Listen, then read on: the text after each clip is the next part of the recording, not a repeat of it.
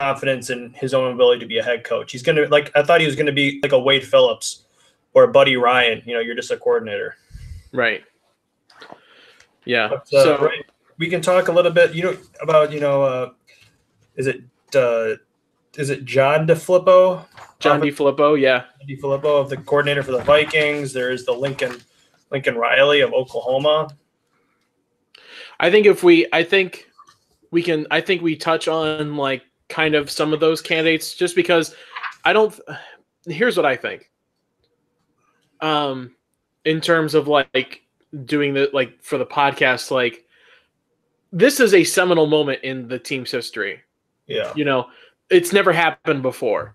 So I think getting everybody's opinions or takes on one overlapping topics like this, like talking about different head coaches, you know what I mean? I don't see that as a bad thing. Like this is huge. Like you should get everyone should get a take on it, Right. So I think getting our takes on certain coaching candidates, who we think would fit best, touch on who we like and what we don't like about them and stuff. And then also, I just look at their next three games. You have Atlanta, Chicago, the Jets. Of course, don't need to go into too much detail, but we can talk a little bit about Atlanta.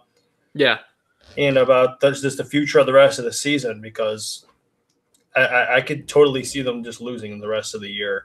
And also, Joe Philbin, if they play we could talk about if the Packers actually play better offensively, would you consider him as the next head coach? We can talk about that too. Yeah. I like that. And then I want to talk about this kind of like holy trinity of who should be involved in the decisions of the next head coach between Mark Murphy, Brian Gutekunst, and then Aaron Rodgers. Like how much of who, gets involved, who, makes the final decision, who should have a say in it. You know what I mean? I think Gutekunst should. And I know this, a lot of people might disagree with me, but I don't think Rodgers should have.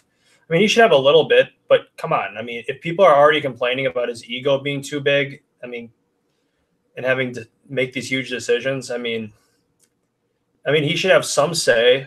Right. But think of the Patriots, for example. Do you think Brady would have a ton of say, or do you think Belichick would be like, shut the hell up? Right.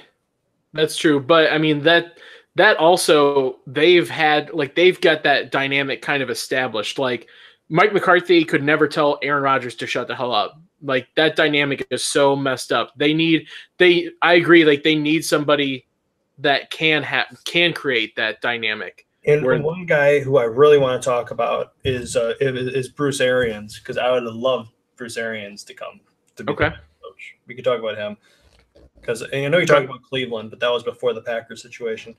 Right. All right. Well, cool. I say let's jump into it. Cool. All right.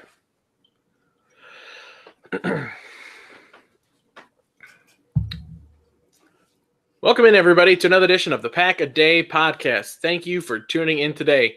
Another crazy edition of the Pack a Day podcast as we still are trying to decompress from the fallout from Sunday's loss to the Cardinals and consummate hitting the big red button in Mark Murphy's office and going completely nuclear on the Packers and the firing of head coach Mike McCarthy. Thanks for tuning in today.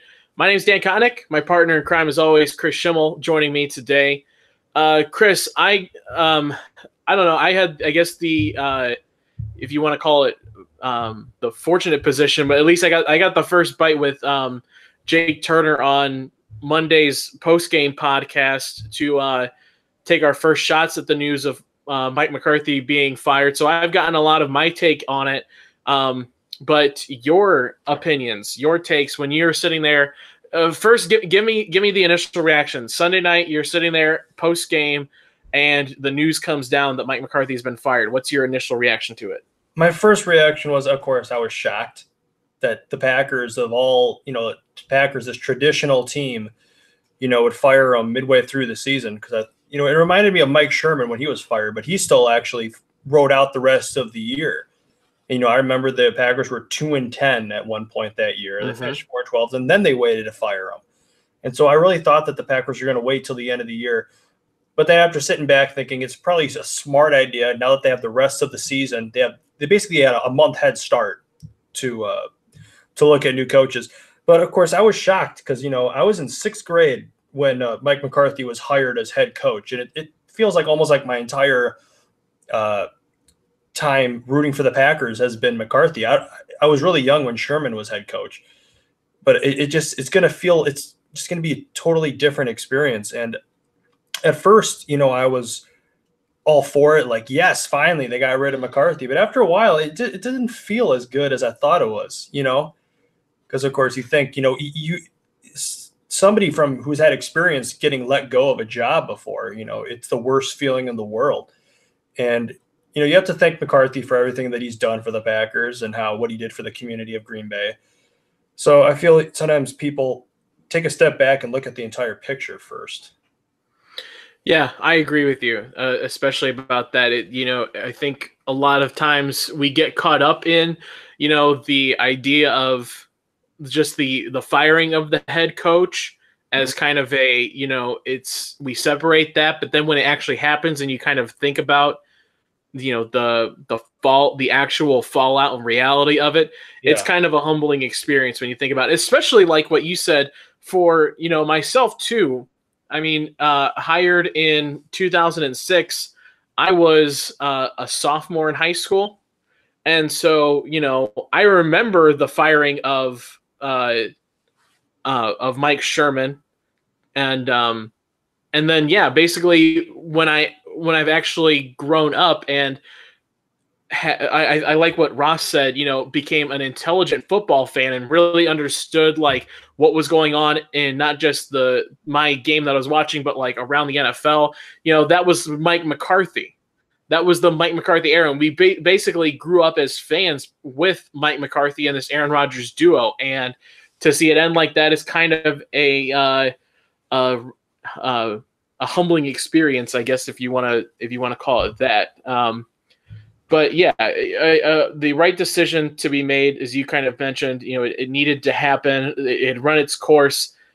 I personally think, I've heard this before in the national media, that it was kind of disrespectful to Mike McCarthy. I don't agree. I kind of said this on the Monday podcast was, send him out now, and he doesn't have to stick around for the next 4 weeks with Mark Murphy, Brian Gutekunst breathing down his neck. Yeah. Right. Knowing that he's already making the decision already in their minds that he's going to be fired, and having to sit there for 4 weeks and just wonder and think about what might happen. And of course, the Packers losing to probably the worst team in the league, and then add in all that extra pressure, knowing you're going to get fired at the end of the year and playing better opponents. That's just a recipe for disaster. So, and one question I have for you is, when Mike Holmgren left, there was some bad blood, I feel, when he left to go to Seattle. Yeah. And of course, now we look back and we love Mike Holmgren. Do you think in 10 years people are going to look back as especially if Rodgers and the Packers win another Super Bowl, people will look back at Mike McCarthy era and think of it more positively? I think eventually. I think it's going to be interesting because I think Mike Holmgren was a little bit more I don't know, like I think he kind of gets remembered alongside Brett Favre, and outside of those last couple of years in Minnesota and New York, everyone loves Brett Favre, and I always think back to all of the mic'd up sound bits between him and Brett Favre, and they seem to actually like really enjoy each other. Have you ever seen a moment between Aaron Rodgers and Mike McCarthy where it seemed like they actually kind of liked each other?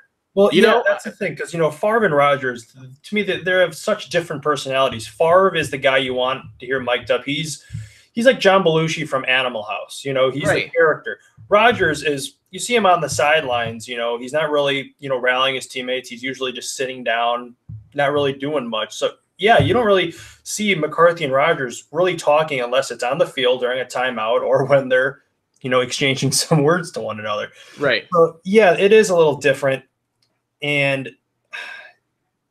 yeah, I hope that if the Packers do win another Super Bowl, people will look back on the McCarthy era as something positive, at least from, when he came in 2006 through 2014, at least, were the glory days. These last few years have been starting in 2015. I feel is really when it started to unravel. I would agree. Looking ahead, though, to the future now. I mean, Mike McCarthy, for what he's done, it's all in the past now at this point. So looking into the future, obviously there's a whole slew of head coaching candidates. People have touched on it before, but your quick list or people that you're interested in, people that you've got your eye on for the position, who do you have? Well, it was a couple days ago. I was at the mall in Barnes & Noble for Christmas shopping. And I'm looking at all the different sport books, and there was one I saw, and it was the Quarterback Whisperer, and it was Bruce Arians talking about his time with Roethlisberger, with Manning, with Andrew Luck, and I thought to myself, what if the Packers brought him back? Because there was rumors about him going to Cleveland, but that was before this whole Packer thing. So I feel that if McCarthy possibly goes to Cleveland, like the rumors say, maybe possibly get Bruce Arians in, because it doesn't need to be a 5-year contract, but I really feel Bruce Arians is one on my list. How about you?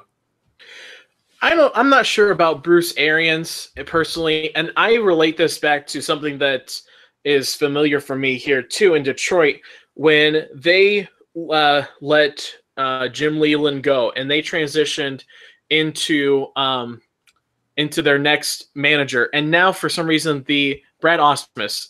They transitioned to Brad Ausmus, and that obviously wasn't working. And then they go now to Ron Gardenhire, an older guy who probably could have done better with an older team like they had.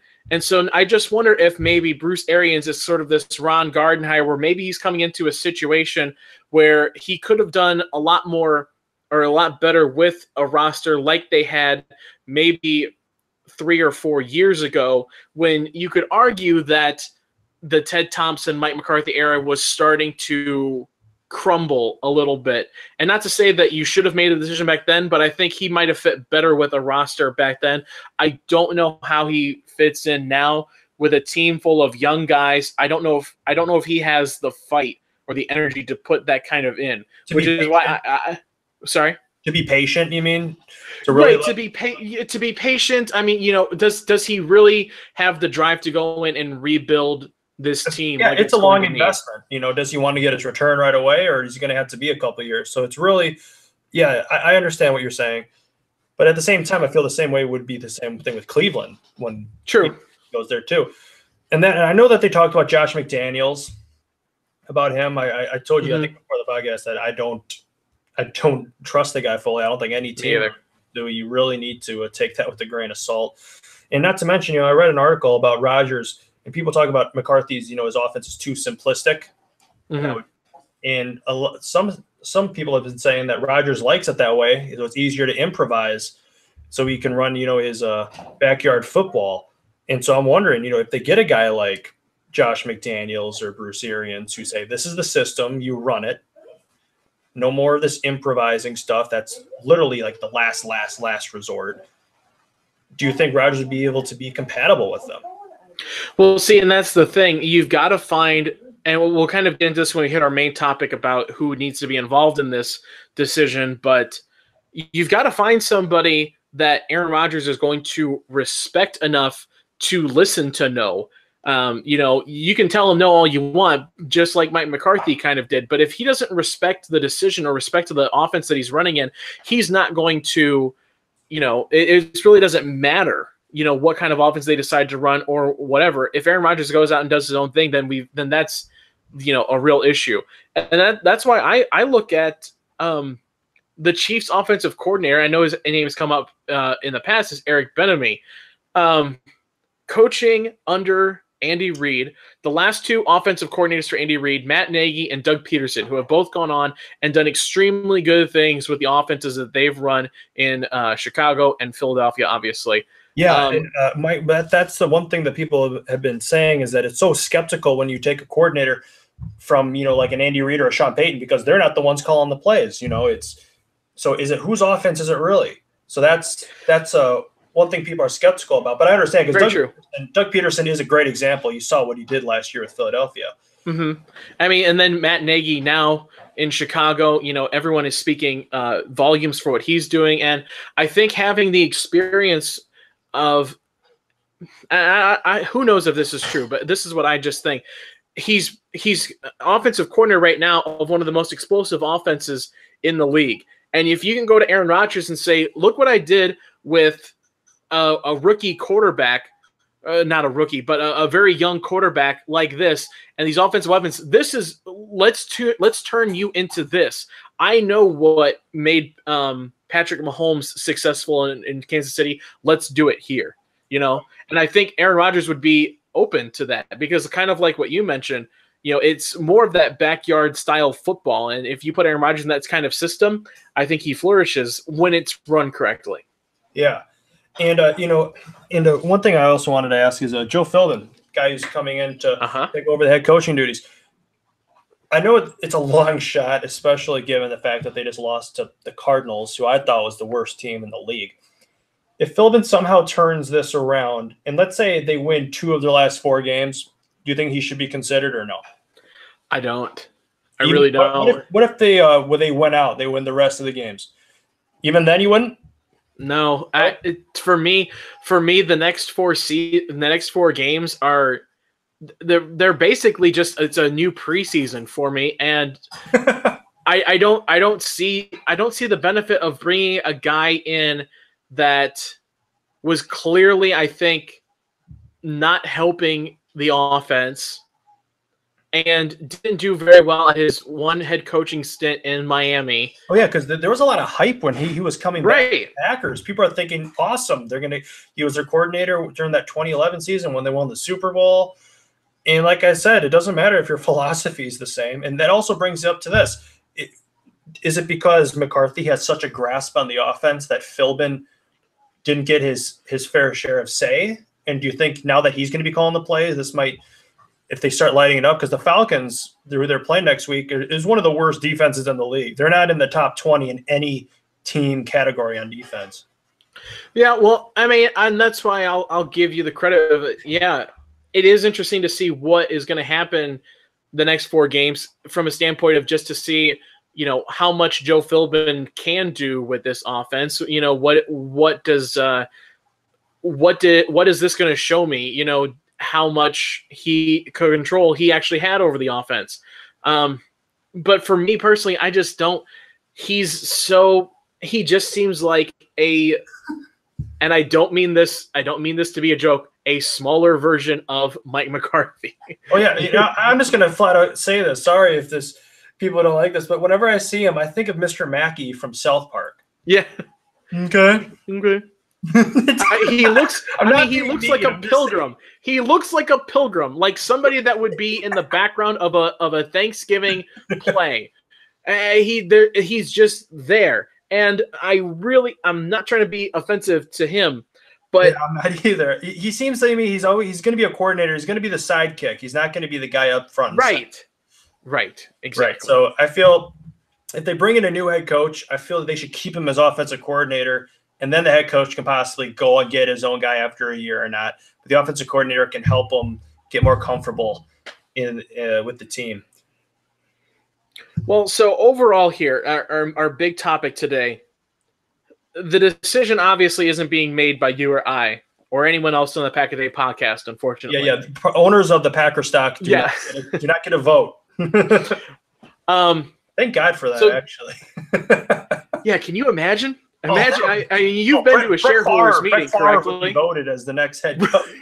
Donald Driver would be his assistant. Yeah, there would be at least 100 votes for Ray Nitschke. I guarantee you, somebody dead would get 100 votes. Yeah.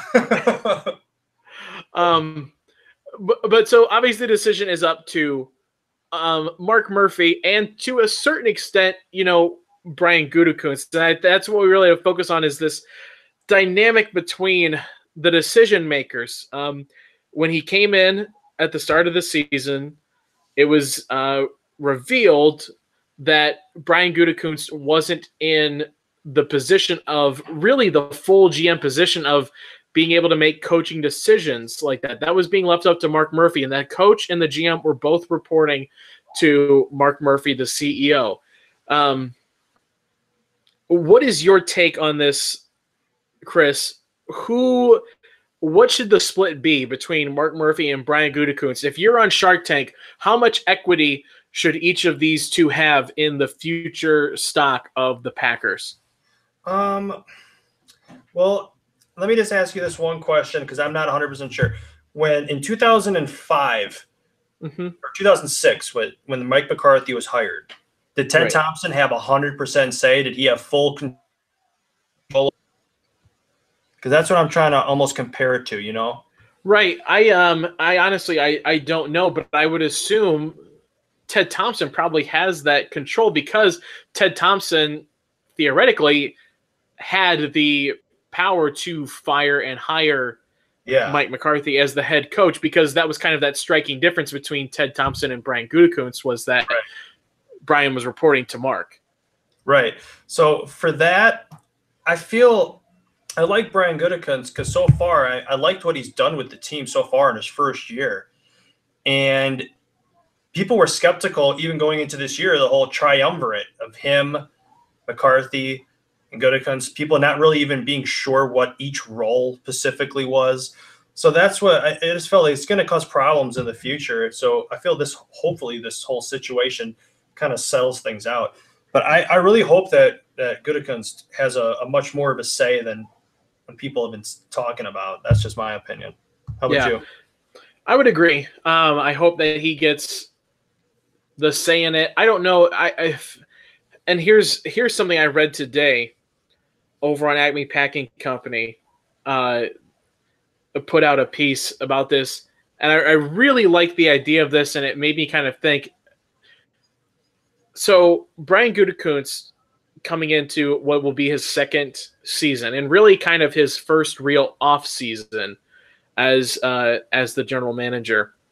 And so it's a pretty big moment for him. This is basically his career defining moment, is finding the next head coach. And if he doesn't do that well, if he makes the wrong decision the next couple of years, that can really fall down on him hard and hamper his ability to take the team into the future. In a situation like this where it's ultimately Mark Murphy's decision, does that kind of offer Brian Gutekunst a bit of a shield, protecting him where Mark Murphy can take the blame if a coaching decision goes poorly? I get what you're saying. And but Gutekunst, let's say that Mark Murphy does do the hire and he gets a terrible coach and it all goes to hell, and Gutekunst doesn't take any of the blame. However, would you rather have but then if the GM does go out and get his own coach, then we actually know a little bit more about the GM, because people still don't know a whole lot about Gutekunst. So I feel like this is going to be really important to him. So now everybody knows what this GM is made of, because Ted Thompson, he hired McCarthy. A lot of people were shocked when he hired him, but Ted Thompson said, "This is the guy I feel I'll have the best relationship with." And so I feel that you're going to have a great relationship between the GM and the head coach. And if Mark Murphy hires him, I feel that it might not be as great of a relationship.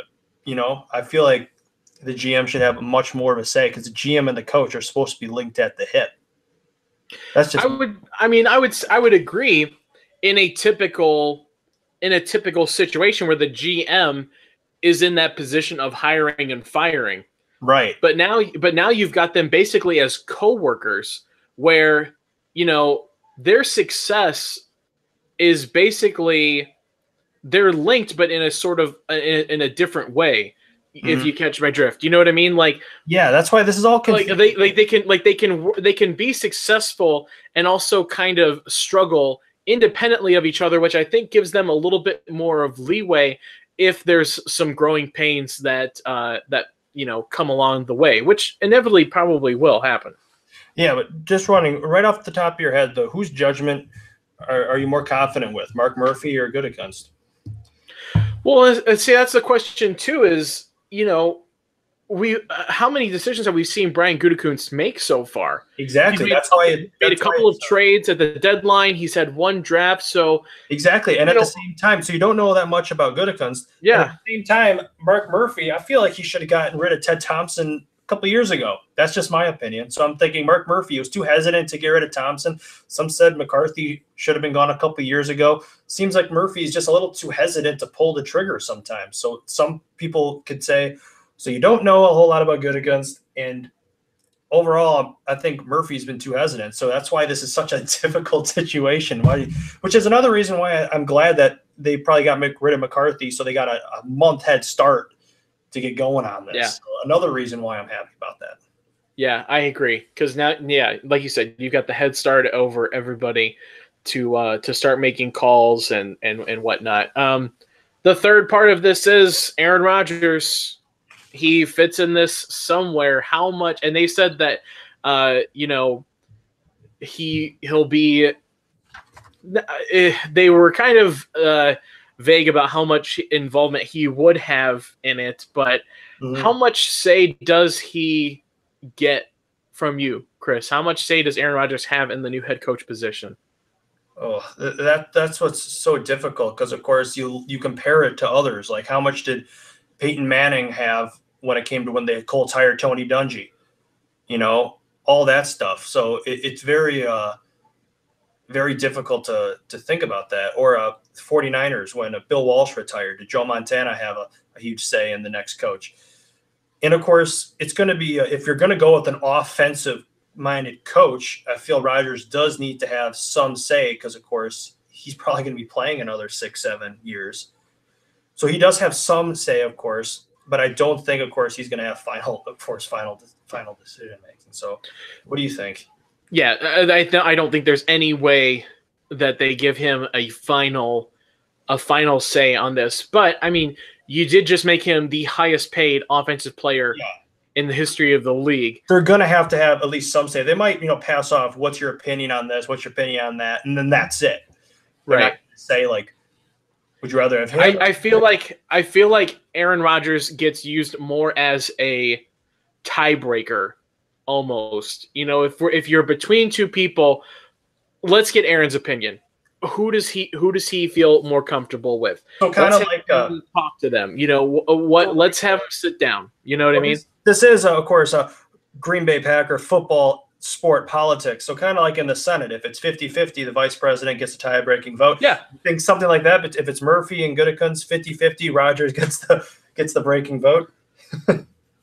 I don't know if I use him as like wouldn't say if I use him as like Mark Murphy says this person, Brian Gutekunst says this person, Aaron Rodgers makes the final decision. You know what I mean?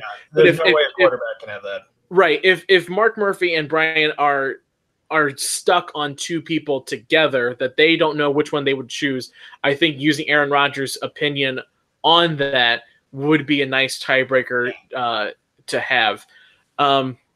Chris, you kind of wanted to mention the last 4 games of the season too. I'll look ahead at the last schedule.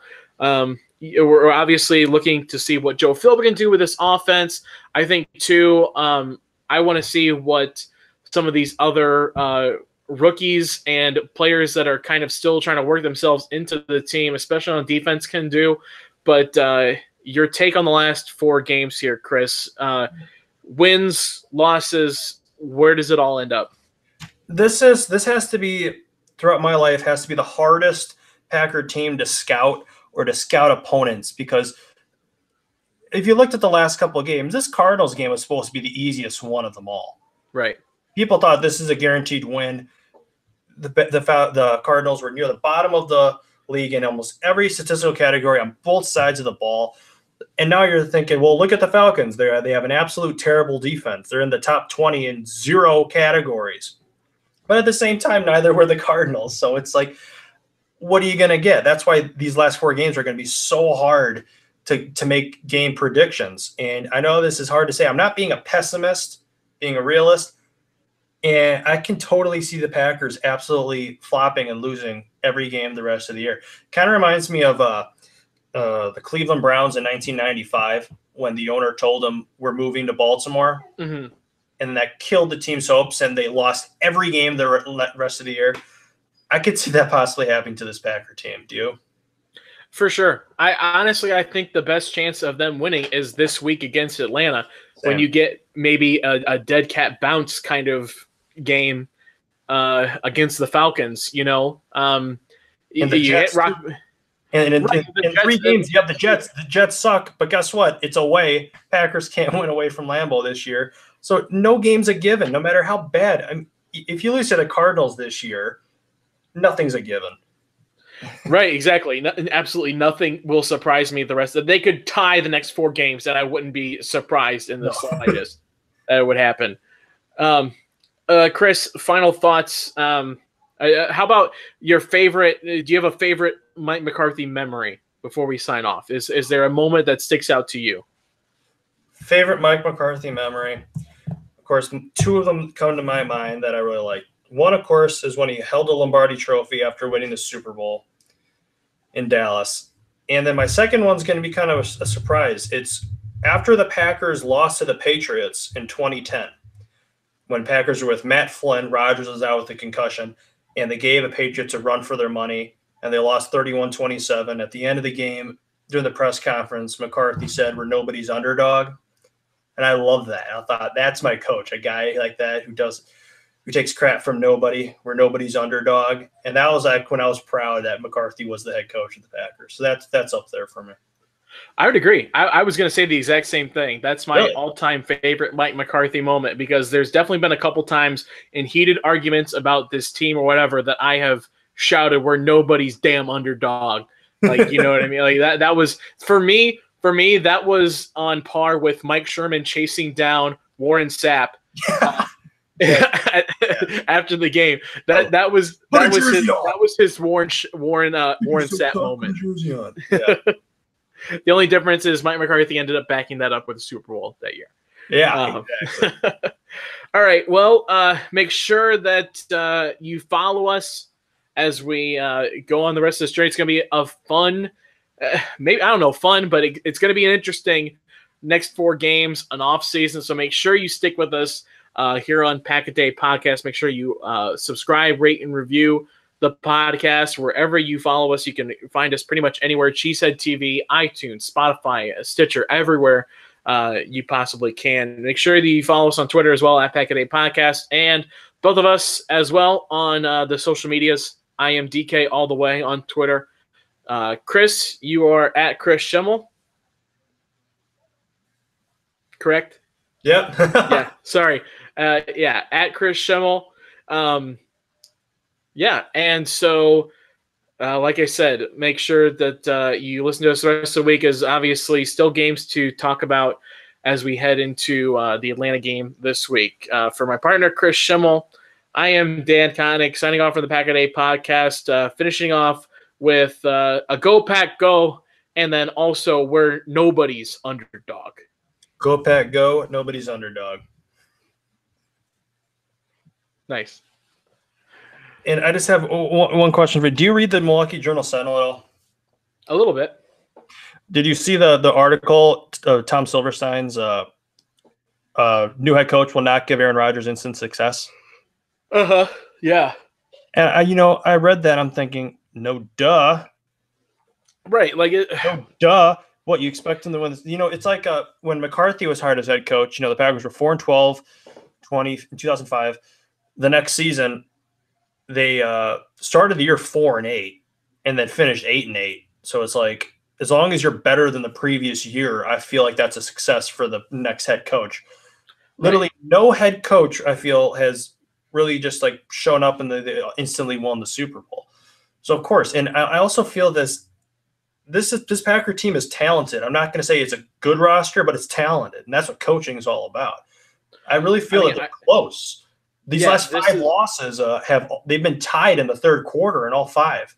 So they're close. They're young. They have a lot of talent, and I really don't feel like they're as far off as a lot of people think they are. No, I agree. I think you're right now almost in this similar situation of when Mike McCarthy came in. Exactly. You've got the talent that's there. You get about 5 years to make this work. Like, think of it this way, 2005, they're 4-12. Right. They're one of the worst. 2 years later, they're in the NFC Championship game. Mm-hmm. I could totally see that right now. I can totally see 2 years Packers could be winning the Super Bowl. I don't think they're that far off. No, I agree. I agree. But the key is this: next year with the new head coach, of course, when in 2006, Mike McCarthy's first year, Ted Thompson got Charles Woodson, which was the big free agent signing. So hopefully this offseason, Gutekunst makes his Charles Woodson type acquisition. Yeah, it's almost more on. Well, I mean, it's on both of them, really. Yeah. To make it work. And yeah, I think you've got about a 5-year window here with Aaron Rodgers and the team that they have set up right now to make something work before you really have to start thinking about tearing the whole thing completely down and starting from scratch. Yeah. Yeah. All right. Well, hey, I appreciate you switching the date up for me again. Oh yeah, no problem. And yeah, this is, it's sport politics is so complicated. It's like there is no right or wrong answer. It's like, would you rather Murphy or Gutekunst? It's like, I don't know enough about Gutekunst, and Murphy, we already have kind of an idea. He's like Thompson's. Like, you don't really know much about him. Right. It's tough. And see, I like this sports politics stuff because, like, basically you can it's a never-ending well. You can always keep going back to it, and you can talk about something different, and you can basically argue any kind of point, and there it is. Yeah. All right. Well, sounds good, dude. Take care. You too, man. I will talk to you next time. Sounds good. Cool. Later.